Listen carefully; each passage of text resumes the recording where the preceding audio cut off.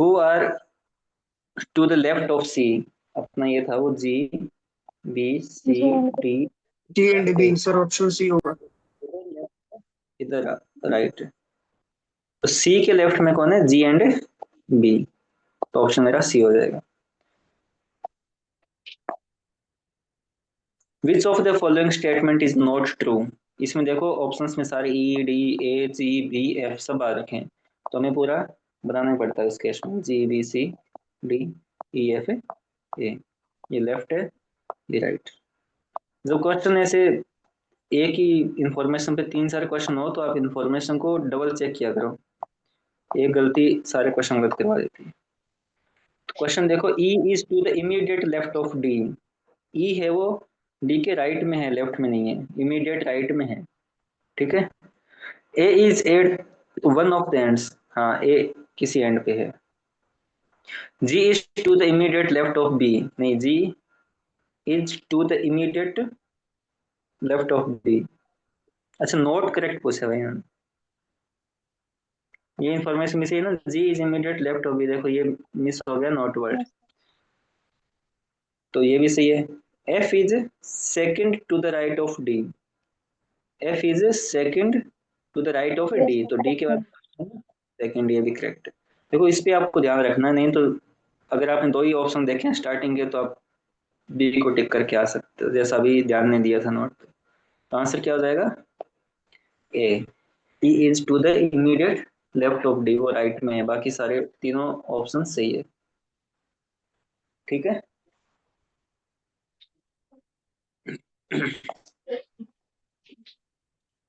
Next question है, who are the neighbours of B.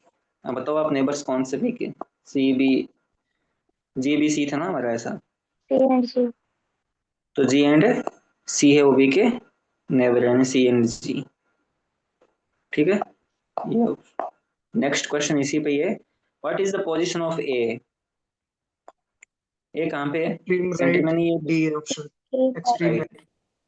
ठीक है। तो ये चारों क्वेश्चन एक इंफॉर्मेशन पे थे। इस टाइप के क्वेश्चंस आते हैं ना तो आपको इन्फॉर्मेशन बहुत दो तीन बार चेक कर लिया करो, क्योंकि ये 2.5 इंटू 4 10 नंबर के क्वेश्चन है, और इस टाइप के क्वेश्चन में अगर एक गलत हो गया तो फिर सारे गलत होंगे, क्योंकि सारे एक इंफॉर्मेशन से बने हुए हैं, और सारे गलत होंगे तो फिर बहुत भारी लॉस होगा।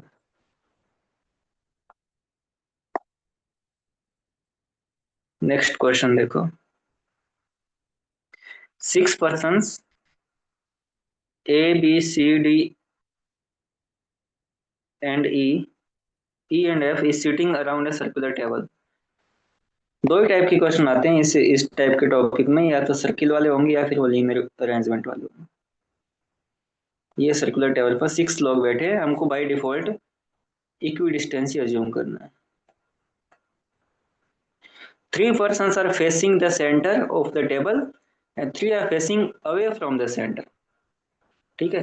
3 लोग ऐसे हैं जिनका फेस वो सेंटर की ओर है, और 3 लोग ऐसे हैं जिनका फेस वो सेंटर से दूर है, ऑपोजिट साइड में, ये सेंटर है तो इसके ऑपोजिट है, तीन का सेंटर की ओर है, ठीक है। Such that any immediate neighbor of a person facing the center is a person facing away from the center। यानी अगर कोई एक पर्सन सेंटर की ओर फेस कर रहा है तो उसके इमीडिएट जो नेबर होंगे वो सेंटर से अवे फेस करेंगे, यानी दूर की साइड में, ऑपोजिट साइड में फेस करेंगे। अज्यूम कर लो ये सेंटर की ओर फेस करेगा तो ये दोनों सेंटर से बाहर की ओर होंगे, अगर ये बाहर होगा तो फिर ये अंदर की साइड में, ये अंदर फेस करेगा तो ये बाहर की साइड है, फिर ये, यानी इस टाइप से अरेंजमेंट है कि 3 लोग 1 2 और 3 ये सेंटर का फेस है और तीनों का सेंटर से दूर फेस है। अरेंजमेंट ऐसा है कि अल्टरनेट ऑर्डर में इस इंफॉर्मेशन के अकॉर्डिंग, ठीक है। A is facing the centre of the table, A है वो सेंटर की ओर फेस कर रहा है, तो किसी को आप एक को अज्यूम कर लो, एक कोई सा भी एक, इन तीनों में से कोई एक ए होगा ना, इसमें से इस या इसमें से, क्योंकि ए का फेस वो सेंटर की ओर है। And his immediate neighbours are B and D. उसके इमीडिएट नेबर कौन है? बी और डी है, या तो ये होगा बी डी, इनमें से कोई भी हो सकता है, ये डी भी हो सकता है, ये बी भी हो सकता है। अगर ये बी है तो ये डी है, ये डी है तो ये बी है। F is facing away from the centre. F है वो सेंटर से बाहर की ओर फेस कर रहा है, तो सेंटर से बाहर एक ही बचता है, अब दो तो आ गए डी और बी, एक ही बचता है, तो ये कौन होगा? एफ होगा। ठीक है। C yes is sir. Sitting to the right of F. अब एफ का फेस उस साइड में, अब राइट लेफ्ट का थोड़ा ध्यान रखना है यहाँ पे। जो कॉमनली हमने क्वेश्चन किए थे उनमें सभी के फेस सेंटर की ओर थे, तो राइट और लेफ्ट एक बार माइंड में सेट हो जाता है। बट यहाँ पे एफ ऐसे बैठा है, तो एफ का राइट कौन सी साइड में होगा? एफ का ऊपर राइट ये वाला। वाला होगा, ऊपर वाला। तो ये क्या है? C is sitting right of F. यहाँ पे सी बैठी है, तो अब एक बच गया ई, तो वो कौन सा होगा? जो स्पेस खाली है। दो टाइप की कंडीशंस पॉसिबल है ना यहाँ पे, मतलब एक में तो यहाँ बी रखूँ या एक में डी रखूँ। यस एक में बी सर। रख दूँ बनेगा, दूसरा ही बनेगा, बाकी इंफॉर्मेशन फिक्स है। एफ फिक्स है, सी उसके राइट में ये फिक्स है, ई ई बच गया, वो अपने आप ही फिक्स हो गया, बाकी ये। ठीक है। तो बस इस टाइप के क्वेश्चन में थोड़ा सा डायरेक्शन का ध्यान रखना है, राइट और लेफ्ट कौन सी है, क्योंकि यहाँ पे तीन लोगों का उन्होंने फेस चेंज करवा दिया है बाहर की साइड में। तो एफ की राइट साइड ही हो जाएगी इधर वाली, ये लेफ्ट हो जाएगी। अब आप बताओ, then which of the following is definitely correct. Definitely का मतलब कि ये वाले केस डेफिनेटली में नहीं आते, इन दोनों में से कोई एक है, तो ये डेफिनेट तो वन है। C sits in between B and F. ये बताओ, एक इंफॉर्मेशन डेफिनेटली करेक्ट है क्या? Not sure. नॉट श्योर, क्योंकि यहाँ पे डी और एफ के बीच में भी हो सकता है, बी और एफ के बीच में भी है, डी और एफ के बीच में भी हो सकता है, यानी ऐसे दो केस बनते हैं। दूसरे केस में अगर मैं सी इसको इसको भी एज्यूम कर लूंगा तो ये डी हो जाएगा, और एक केस में मैं इसको भी एज्यूम करूंगा, तो इस केस में क्या है? सी किसके बीच में? डी और एफ के बीच में। बी और एफ के बीच में डेफिनेटली करेक्ट नहीं है। ठीक है, वो पार्शियली एक केस में बनता है, बट सेकंड केस में वो नहीं बनता। इसलिए मैं बताता हूँ कि जितने भी केस पॉसिबल होते हैं सर्कुलर वाले में, वो हमें बनाने चाहिए, क्योंकि जो इन्फॉर्मेशन किसी एक केस में सही है वो दूसरे में गलत भी हो सकती है। तो अगर वो किसी एक भी केस में गलत है तो डेफिनेटली करेक्ट नहीं है, यानी हम श्योरिटी के साथ नहीं कह सकते कि वो सही है। इसलिए केस क्या है? पहला गलत है, क्यों बी एंड एफ भी हो सकता है, डी एंड एफ भी हो सकता है, दोनों में से कोई भी एक केस हो सकता है। ठीक है। B is sitting to the immediate right of E. Not ये श्योर। ई फेस करके बैठा है, ई का राइट ये साइड में होगा। ई के राइट में बी है, बट वो बी सर्टेन नहीं है, एक केस में बी भी होगा, मतलब इस केस में बी है तो इस केस में कौन होगा? डी होगा। बी और डी में से कोई भी एक हो सकता है ई के राइट में। ठीक है, अगर इस केस में हम बी बी एज्यूम करता हूँ, तो इस वाले केस में कौन होगा? डी भी हो सकता है, तो यहाँ पे डी भी हो सकता है। इसलिए ये इंफॉर्मेशन डेफिनेटली करेक्ट नहीं है। Okay. F is facing away from the centre of the table. F sorry, E is facing, E F नहीं E, E is facing away from the centre of the table. Wrong. ये भी wrong है। ई क्या है? ये तो centre की ओर है, टुवर्ड्स सेंटर है वो, अवे नहीं है। ठीक है, वो सेंटर को फेस कर रहा है ना, सेंटर से दूर नहीं है। तो ये इन्फॉर्मेशन में गलत हो गई, तीनों स्टेटमेंट गलत हो गए। तो आंसर इसमें क्या है? नन ऑफ दी अब। ठीक है। इसमें ये वाले दोनों स्टेटमेंट इंपॉर्टेंट थे, और वो आप तभी पता लगा पाओगे जब आप इसके जितने पॉसिबल केसेस होंगे वो बनाओगे। हमने हर क्वेश्चन में जितने पॉसिबल केसेस थे वो बनाने की कोशिश की। मैक्सिमम क्वेश्चंस में एक ही केस बनता है, क्योंकि इन्फॉर्मेशन रेस्ट्रिक्टेड होती है कि यहाँ पे ये रखना है, यहाँ पे ये रखना है। बट जहाँ पे लूज इन्फॉर्मेशन हो वहाँ पे एक से ज़्यादा केस पॉसिबल होते हैं, उनको आपको बनाना पड़ेगा पॉसिबल केसेस। अदरवाइज तो फ्री स्टाइल के जो ऑप्शन आएंगे वो गलत हो जाएंगे। ठीक है, इसलिए आप इस टाइप के क्वेश्चंस को करके देखना, जितने पॉसिबल केसेस हो बना के देखना। ठीक है, अगला क्वेश्चन देखते हैं। अभी समझ में तो आ रहा है ना आपको ये कैसे बना रहे हैं? Yes sir. Yes sir. ठीक, नेक्स्ट क्वेश्चन देखते हैं। जहाँ भी ये डाउट हो तो पूछ लिया करो। 8 birds P, Q, R, S, T, U, V and N are sitting in a row facing north। एक रो में बैठे हैं और नॉर्थ को फेस कर रहे हैं। 8 है total. 1 2 3 4 5 6 7। T is fourth to the left of P।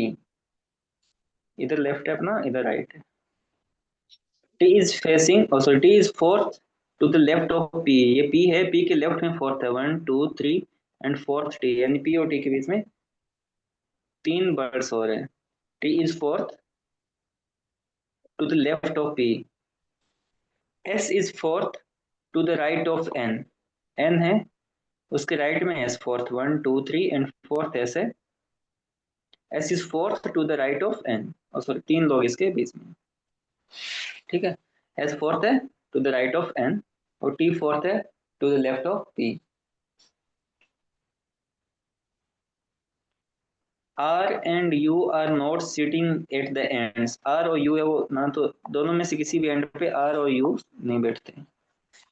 But are neighbours of Q and T respectively. R है वो Q का नेबर है, या तो ऐसे हो सकता है या फिर QR हो सकता है। RQ हो सकता है या QR हो सकता है। U है वो T का नेबर है, या तो UT हो सकता है या TU हो सकता है। N is sitting, so N is next to the left of P। N है वो P के लेफ्ट में, इधर है। NP, इस टाइप का केस बनता है। N is sitting left to the P। ये देखो, ये P था, ये N था इधर। इसका एंडिंग था, इसका स्टार्टिंग था। पर N क्या है, P के लेफ्ट में, तो N यहाँ पे है फिर,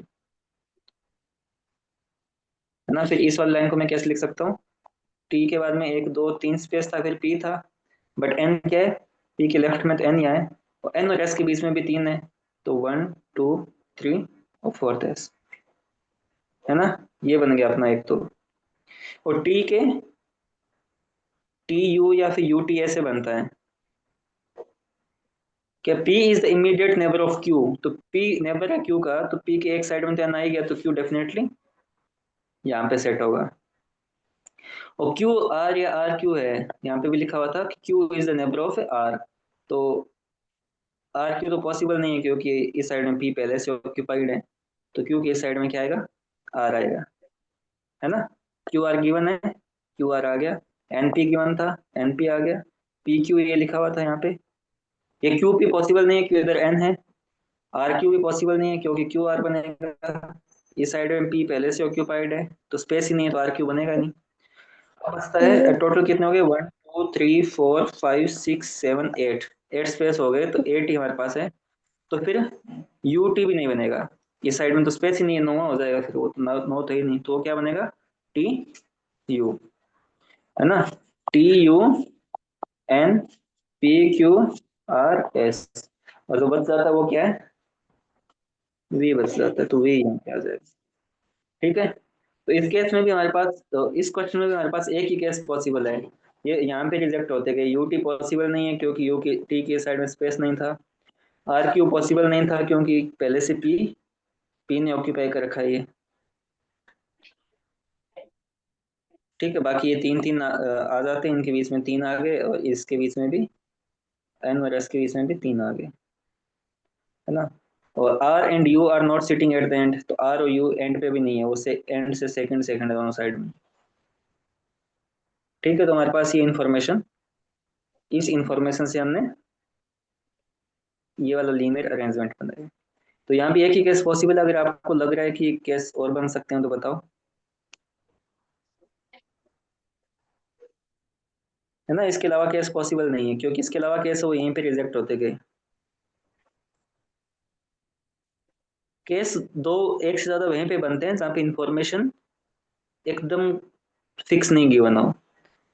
जैसे नेबर लिख दिया, तो नेबर दोनों साइड में से कहीं भी हो सकता है। नेबर ऐसे है तो भी नेबर है, ऐसे है तो भी नेबर है। बट ये वाला केस पॉसिबल नहीं था, तो ये बन गया। सिमिलरली यहाँ पे था, सिमिलरली यहाँ पे था, ठीक है, ये फिक्स था, जैसे एन पी फिक्स था, क्या था, N is next to the left of P, तो ये फिक्स था।